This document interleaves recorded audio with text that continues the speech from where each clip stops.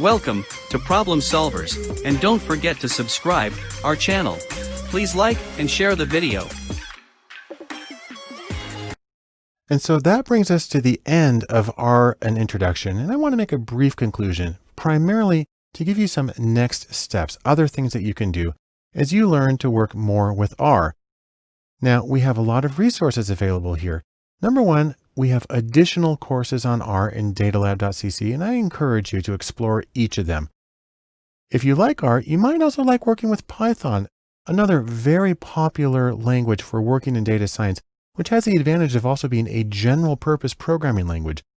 The things that we do in R, we can do almost all the same things in Python, and it's nice to do a compare and contrast between the two with the courses we have at datalab.cc. I'd also recommend you spend some time simply on the concepts and practice of data visualization.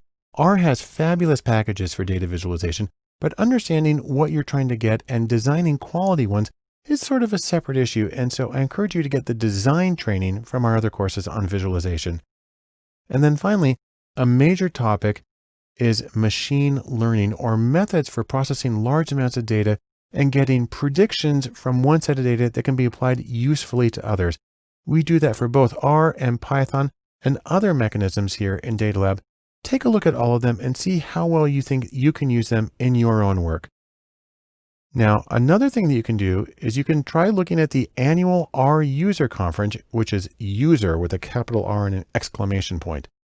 There are also local R user groups, or RUGs. And I have to say, unfortunately, there is not yet an official R day. But if you think about September 19th, it's International Talk Like a Pirate Day. And we like to think because pirates say R. And so that can be our unofficial day for celebrating the statistical programming language R.